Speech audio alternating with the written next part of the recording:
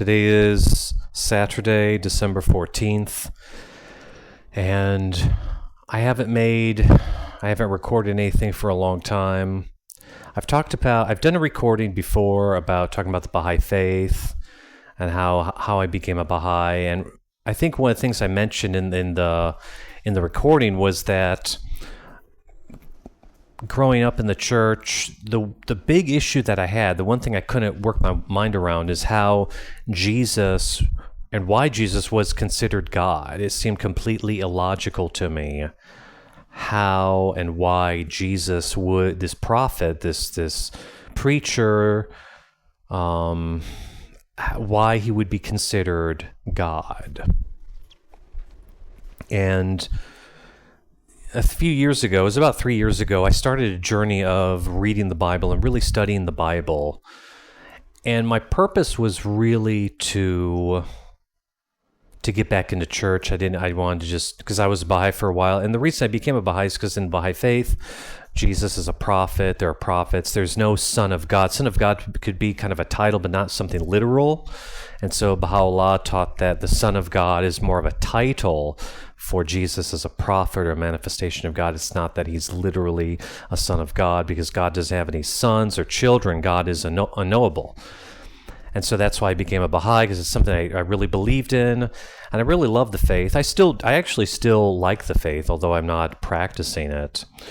But studying Christianity, again, I realized that if I were to go back in the church and maybe become a pastor, something I've always wanted to do, I would have to work out and wrestle with this idea, the central concept of Christianity, which is Jesus is actually God incarnate. Jesus is the creator of the universe. I mean, that's the Christian idea.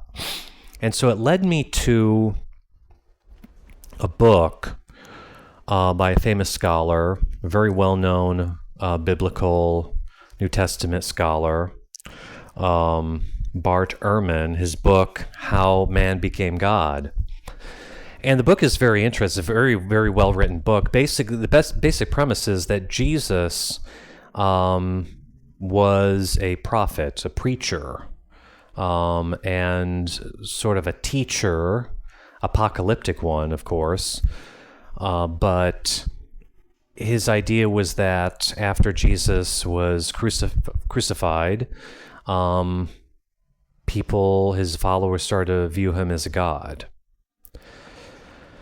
And I think I bought a lot of Ehrman's books. I read more of his books. I learned more about how Jesus was not just a preacher, but also an apocalyptic preacher. There's this apocalyptic worldview of his preaching, which he taught in his parables.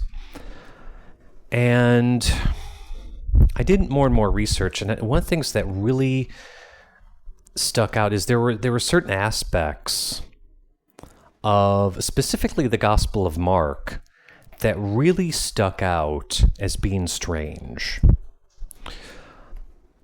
And it seemed to me, reading especially the first few chapters of Mark, there's one particular verse that really sticks out. I don't remember what it is. I think it's chapter 1. But anyway, basically I started to believe that this was some sort of like secret religion, or kind of like a cult-like religion or cult-like group. They had this gospel called Gospel of Mark, and it kind of blossomed into a religion. That's what my thinking was. It started out as a cult, and then became a religion. And I went on Google, and I started really obsessively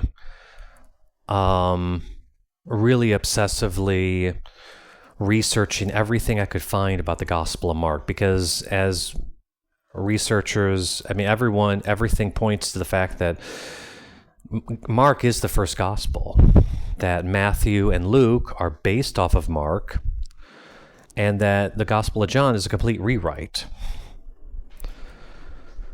So I came across a new website called Vridar, VRIDAR, which is Some would say it's an atheist site. I would like to say it's more like a research website that's non-conventional. I came across a scholar by the name of Robert Parvus, Parvus, Parvus, and his work regarding the Gospel of Mark being based on a Simonian allegory. This is also could be called a Simonian hypothesis for the Gospel of Mark.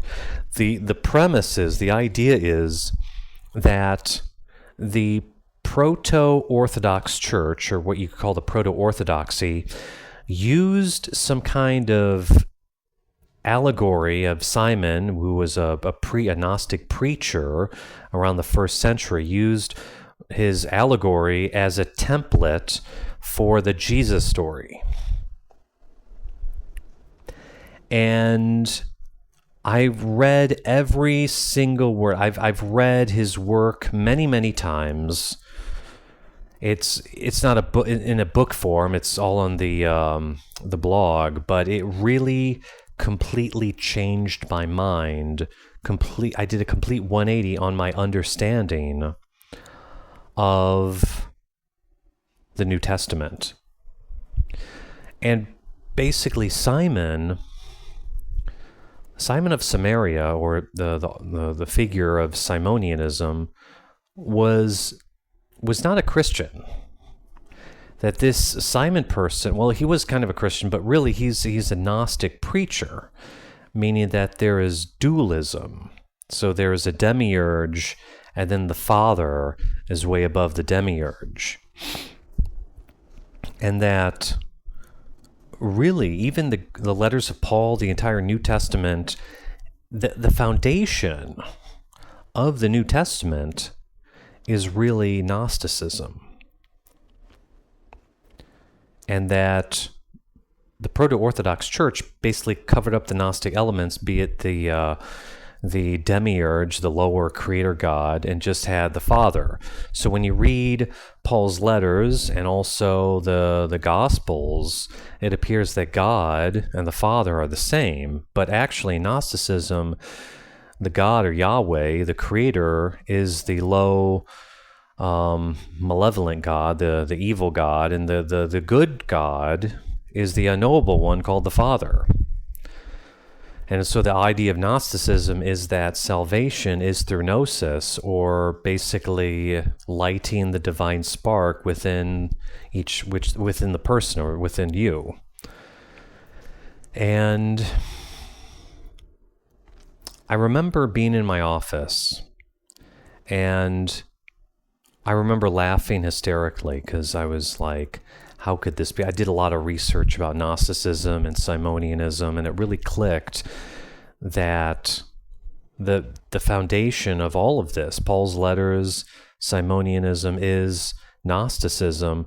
One of the things I could never understand is why the Proto-Orthodox Church would exist. Why would a group of, I guess, Jewish-like Christians, why would they eliminate the demiurge? I mean, why would they use this? And then I came across another book, which I reluctantly read. I thought it was garbage, just looking at the title. But I came across a book called Creating Christ.